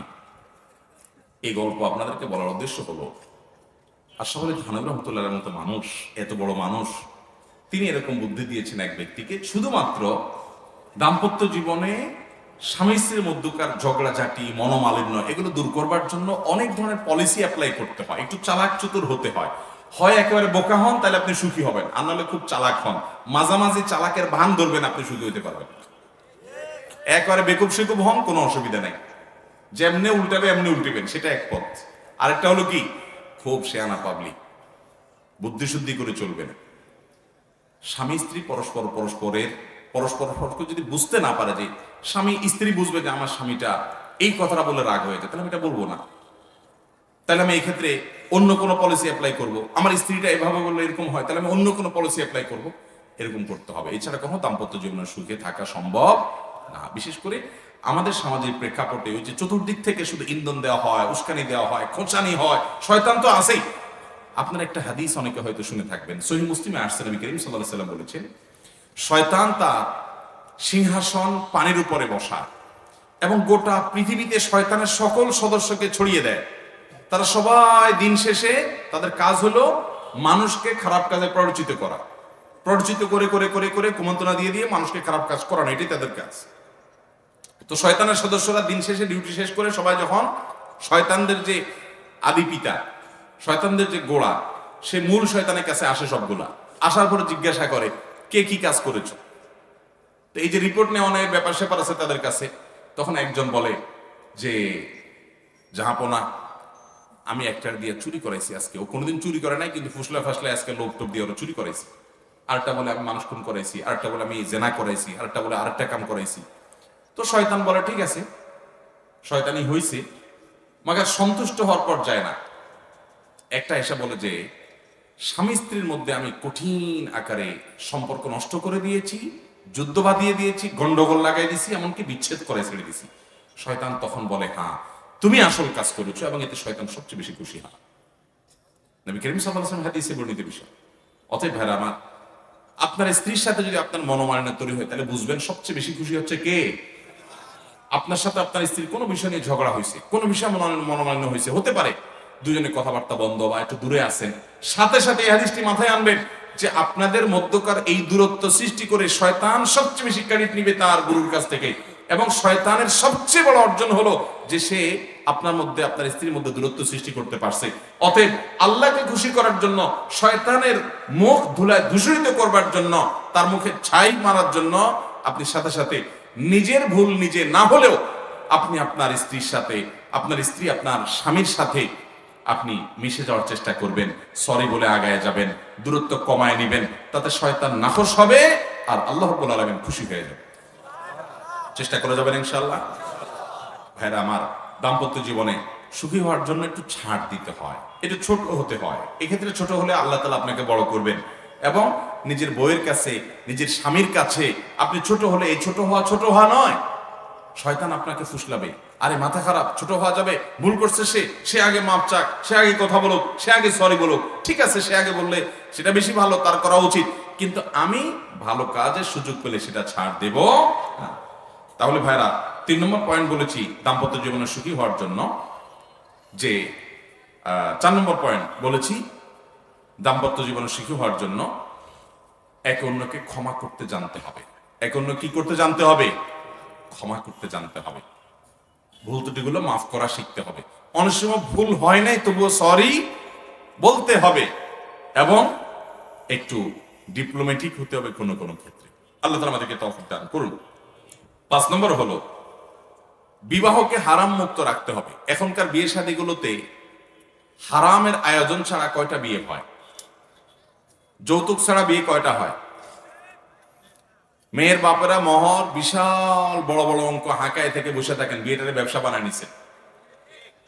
ছেলেরা তাদের বিয়ে উপলক্ষে ব্যান্ড পার্টি, ডিজে পার্টি এনে গান বাজনা বাদ্যযন্ত্র হারামের বহু উপাদান দিয়ে তারপর বিয়ে শাদী করে।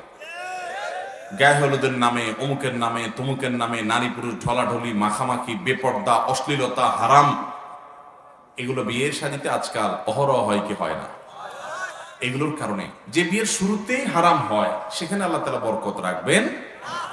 এই জন্য দাম্পত্য জীবনের সুখী হওয়ার জন্য বিবাহকে হারাম মুক্ত রাখতে হবে। যে যুবকরা যারা বিয়ে করেন না, পরিকল্পনা করবেন যে আমার বিবাহ হবে সম্পূর্ণ হারাম মুক্ত, আমার বিয়েতে কোনো হারাম থাকবে না, কোনো বাদ্যযন্ত্রের ব্যবহার, কোনো গান, কোনো ডিজে পার্টি, কোনো ব্যান্ড পার্টি, কোনো যৌতুক, কোনো মানুষের কষ্ট দেওয়া, কোনো বরযাত্রী যাওয়া, এগুলো হবে না। বরযাত্রী বুঝেন তো কোনটা?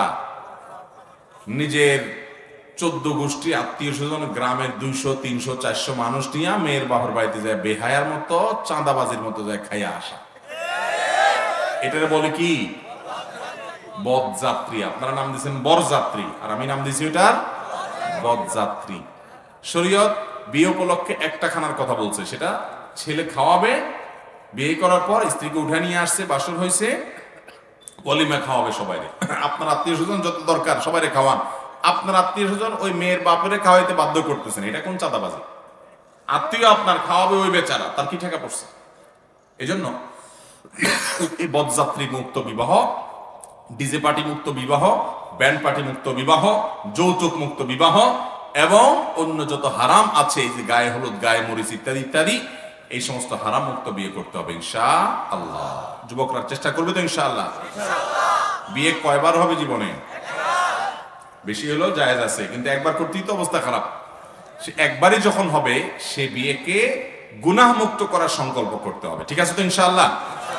মুশকিল হলো যুবকরা নিজেদের বিয়েতে, ওই যে একটা কথা আছে না বাংলায়, যার বিয়ে তার খবর নাই, পাড়াপড়শির ঘুম নাই। বিয়ে করবা ভাই তুমি, তোমার ফুর্তি এত নাই, তোমার ছোট ভাই এসে বলবে, ভাগিনা এসে বলবে, ভাতিজা এসে বলবে, মামা, চাচা, ভাইয়া, বন্ধু এসে বলবে, দোস্ত আরে ব্যান্ড পার্টি ছাড়া হয় নাকি, আরে আমাদের ভালো লাগতেছে না, আরে তুমি বাধা দিও না, সব ক্ষেত্রে এত ইয়ে করে পারা যায় না, এত ইসলাম মাইনা পারা যায় না, ফুসলা ফাসলা তারা তোমরা দিয়ে আকাম করবে। তুমি আগে থেকে পরিকল্পনা করো যে আমার বিয়ে উপলক্ষে কোন ডিজে পার্টি, ব্যান্ড পার্টি হতে দেব। একটা সভ্য সমাজে ডিজে পার্টি, ব্যান্ড পার্টির আওয়াজে আশেপাশে মানুষের ঘুম হারাম হবে, জীবন অতিষ্ঠ হবে, এটা কখনো কোনো সভ্য সমাজে গ্রহণযোগ্য হতে পারে। তোমার গান শুনতে মনে চাইছে, হেডফোন দিয়ে তুমি গান শুনতে শুনতে জাহান্নামে চলে যাও, কিন্তু তাই বলে আশপাশের মানুষের ঘুম হারাম করবা, সবাইকে বাধ্য করবা, এটা ইসলাম হতে পারে? এটা মনুষ্যত্ব হতে পারে? এমনকি কোরআনে কারীমের তেলাওয়াত আপনি যদি একেবারে হাই ভলিউমে আপনার বড় বড় বক্স ভাড়া করে এনে আপনি চালায় দেন, আশেপাশে সবাই মোবাইলে কথা বলতে পারে না, এত বিকট আওয়াজ হয়, এটা কি ইসলামে অনুমোদন করে? না, জায়েজ নাই ভাই। আল্লাহ রাব্বুল আলামিন এই অসভ্যতাগুলো থেকে আমাদেরকে বিরত থাকার তৌফিক দান করুন। কয়টা বিয়ে হয় এখন ব্যান্ড পার্টি, ডিজে পার্টি ছাড়া? বলেন।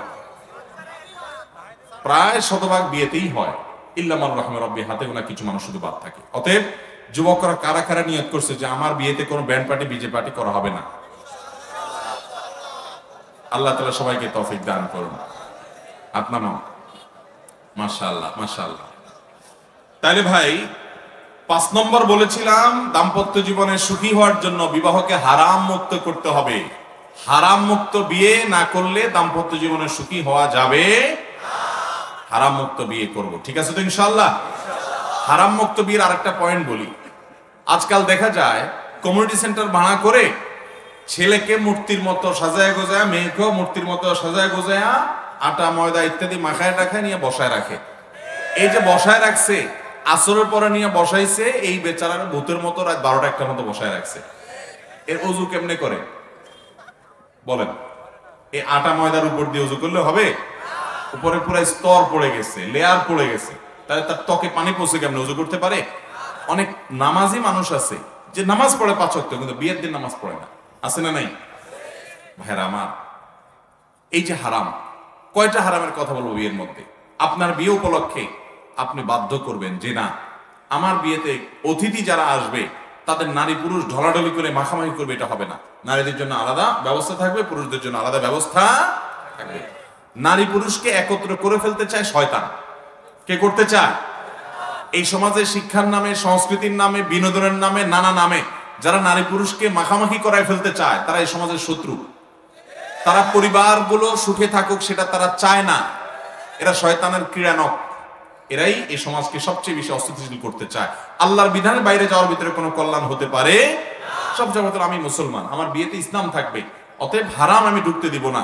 যৌতুক তো হবেই না, ব্যান্ড পার্টি, ডিজে পার্টিতে হবে, ডিজে পার্টিতে হবেই না, গায়ে হলুদ গায়ে মরিচের নাম দিয়া মহিলা পুরুষ ঢলাঢলিতে হবেই না, গান বাজনা ইত্যাদি এগুলো তো হবেই না। বিশেষ করে হারাম যেগুলো আমাদের সমাজে করা হয়ে থাকে মানুষকে অতিষ্ঠ করে, এর পাশাপাশি বিয়ের অনুষ্ঠানে ওই মেকআপের নাম দিয়া আটা ময়দা মাখাইয়া আপনি ঘন্টায় ঘন্টা বসে থাকলেন, নামাজের পর নামাজ গেল, যে জীবনে একবারই তো বসে থাকি ভূতের মতো, কি লাভ?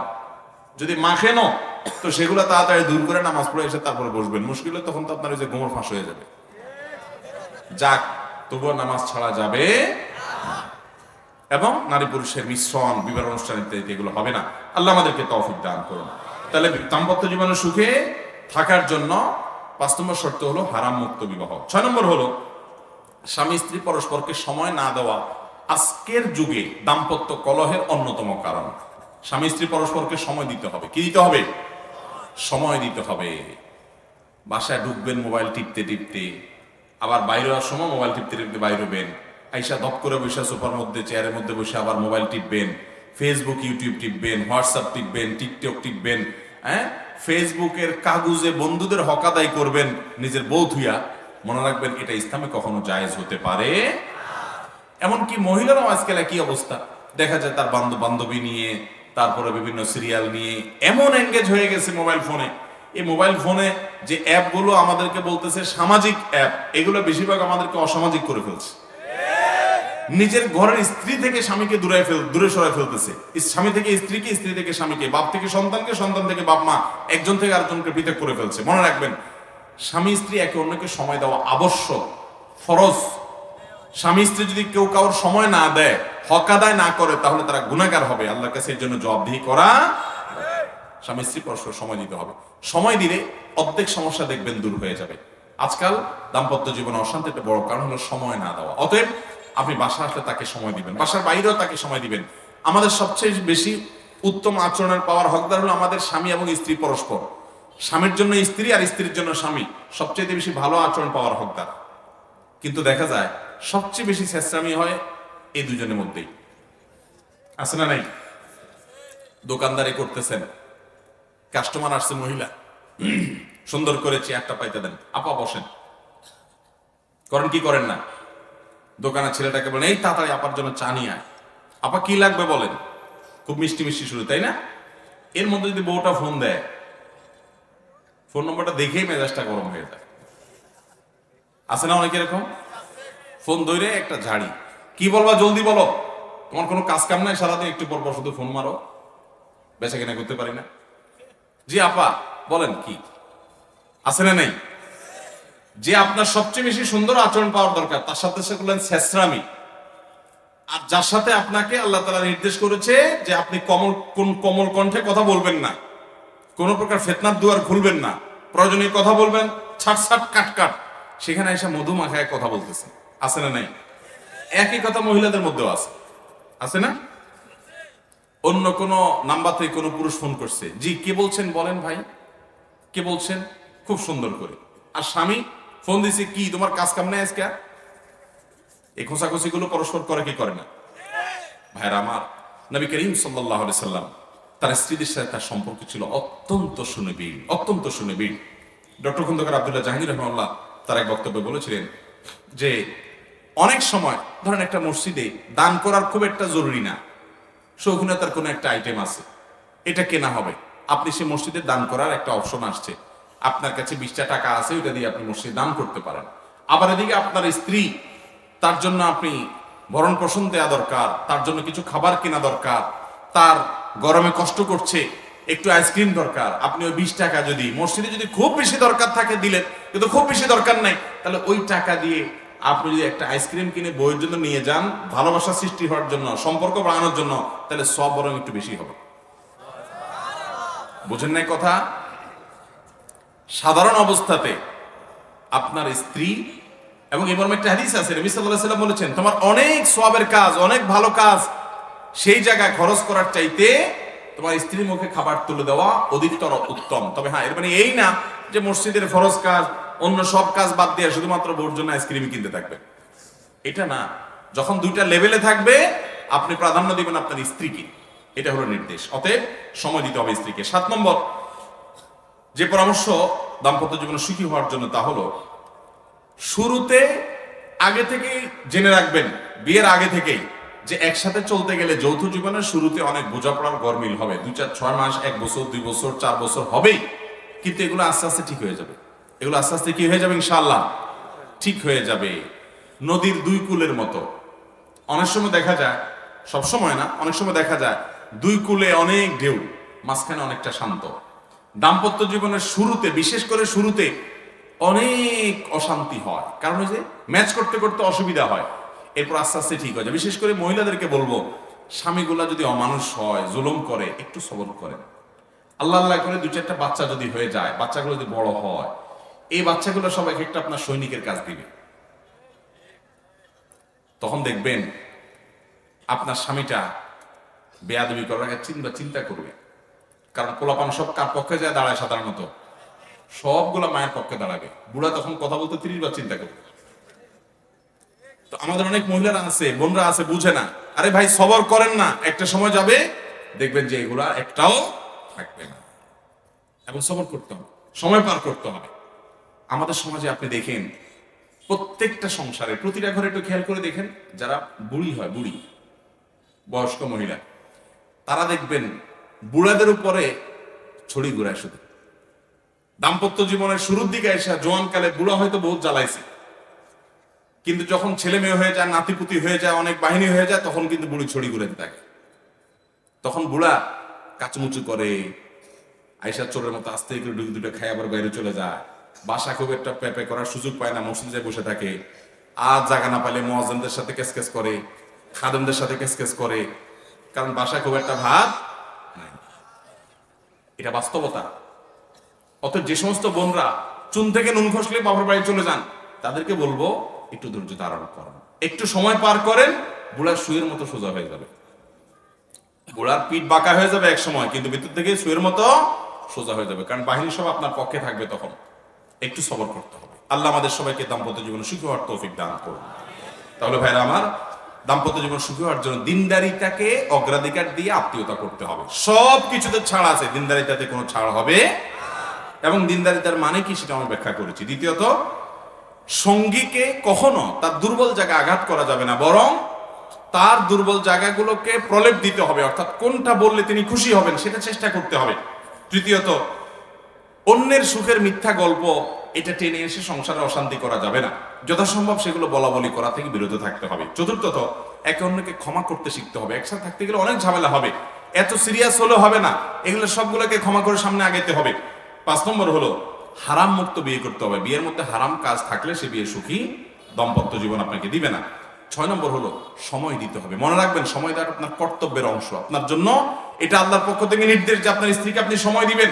ওয়াশিরুহুন্না বিল মারুফ, এবং স্বামীর জন্য, স্ত্রীর জন্য আবশ্যক তার স্বামীকে সময় দিবেন। অনেক মহিলা আছে, তিনি অনেক দিনের কাজ করেন, দাওয়াতের কাজ করেন, তার স্বামীকে সময় দেওয়ার সময় নেই।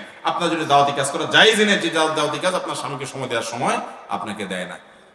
এই জন্য একে অন্যকে সময় দিতে হবে। আজকের যুগে ফেসবুক, ইউটিউবের সময়, আমাদের বইয়ের সময়টা মোবাইলে নিয়ে নিছে, মা বাবার সময়টা মোবাইল নিয়ে গেছে, স্বামীর সময়টা মোবাইল নিয়ে নিছে, সন্তানের সময়টা মোবাইল নিয়ে গেছে, আল্লাহর সময়টা মোবাইল নিয়ে নিছে। এটা রীতিমতো একটা মহা আপদে পরিণত হয়েছে। যারা মোবাইলের নিয়ন্ত্রণ করতে পারেন না, তাদের জন্য অনেক ক্ষেত্রে মোবাইল ব্যবহার করা জায়েজ নেই, গুনাহ হবে। যদি এটাকে নিয়ন্ত্রণ করতে না পারেন, তাহলে এটা ব্যবহার করা কি হবে না, জায়েজ হবে, ডাইরেক্ট হয়ে গেছে। অনেকে আছে দেখবেন ডাইরেক্ট হয়ে গেছে, রাস্তায় হাঁটতে হাঁটতে টিপতেছে, ঢুকতে ঢুকতে টিপতেছে, খাইতে খাইতে টিপতেছে, বাথরুমে যাইতে যাইতে টিপতেছে, আসতে আসতে টিপতেছে। যুবক পোলাপান দেখেন বাথরুমে গেলে সহজে বাইরে হয় না, কারণ হলো মোবাইল সাথে নিয়ে গেছে। আল্লাহ তাআলা আমাদেরকে বোঝার তৌফিক দান করুন। 7 নম্বর হলো দাম্পত্য জীবনের শুরুতে অনেক অসুবিধা হয়, কিন্তু একটা পর্যায়ে এসে স্বামী স্ত্রী একে অন্যের সাথে ম্যাচ করে যায়। অতএব শুরুর সময়টা একটু বিশেষভাবে ধৈর্য ধারণ করতে হবে, আগে থেকে তার জন্য প্রস্তুতি নিতে হবে, একটু আধটু ঝামেলা হবে, তারপরও আমি সেটা মেনে নিব। আল্লাহ তাআলা আমাদের সবাইকে সুখী দাম্পত্য জীবন নসিব করুন। সুখী দাম্পত্য জীবন আল্লাহর দেওয়া দুনিয়ার সবচেয়ে বড় নিয়ামতগুলোর একটি। আবারও বলছি, আমাদের দেশে সুখী দাম্পত্য জীবনটা এখন সোনার হরিণ হয়ে যাচ্ছে, সোনার হরিণ হয়ে যাচ্ছে। আপনি অনেক বড় ব্যবসায়ী হয়েছেন, কিন্তু বউ ম্যানেজ করতে পারেন নাই। আপনি মহিলা অনেক শিক্ষিত হয়েছেন, কিন্তু স্বামীকে মিলে, স্বামী স্ত্রী দুজন মিলে সুখে সংসার করতে পারেন নাই, তো আপনি ব্যর্থ। আপনার জীবনের সবচেয়ে বড় সার্থকতা হলো যে সাংসারিক জীবনে, অর্থাৎ আপনার এই লৌকিক জীবনে, আপনার এই দুনিয়াবি জিন্দেগির সবচেয়ে বড় সফলতা হলো যে আপনার দাম্পত্য জীবন আপনি সুখী হতে পেরেছেন। আল্লাহ আমাদেরকে তৌফিক দান করুন। বউয়ের সাথে স্বামীলা সারা বাংলাদেশে কয়েকটা মাহফিল আছে, যে মাহফিলগুলোকে আমি নিজের মাহফিল মনে করি।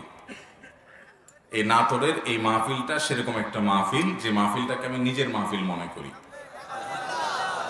শহীদুল ইসলাম ভাইকে প্রথমে আমি মানাটানা করে দিয়েছি, এরপর আমি ফোন করে ওনাকে ডেট দিছি যে এই ডেটটা কষ্টে মষ্টে আমি টেনে টুনে বের করছি, আপনি এই ডেটটাতে মাহফিল করেন। কারণ এই মাহফিল ডক্টর খন্দকার আব্দুল্লাহ জাহাঙ্গীর রহমাল্লাহ প্রতিষ্ঠা করে গেছেন।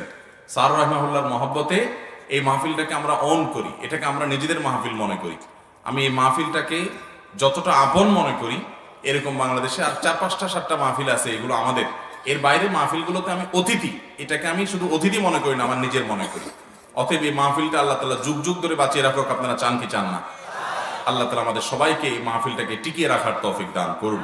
এই মাহফিলটা তাওহীদ এবং সুন্নাহ প্রতিষ্ঠার কেন্দ্র হিসেবে আল্লাহ তাআলা কবুল করুন, এবং বিদআত এবং শিরককে দূরীভূত করার মাধ্যম হিসেবে আল্লাহ তাআলা কবুল করুন। ভাইরা আমার, মাহফিলের যে খরচ খরচা হয়েছে, এই খরচ খরচাগুলো তো অল্প স্বল্প না, অনেক খরচ খরচা আপনারা দেখছেন। এই খরচ খরচাগুলো তোলবার জন্য আমাদের ভলান্টিয়ার ভাইরা এখন ভিতরে ঢুকে যাবে। আমি প্রশ্ন উত্তর দেওয়ার আগে কয়েক মিনিটের মধ্যে, 2-4 মিনিটের ভিতরে আমরা সবাই বিসমিল্লাহ পড়ে পকেটে আছে এই পাঠাগার থেকে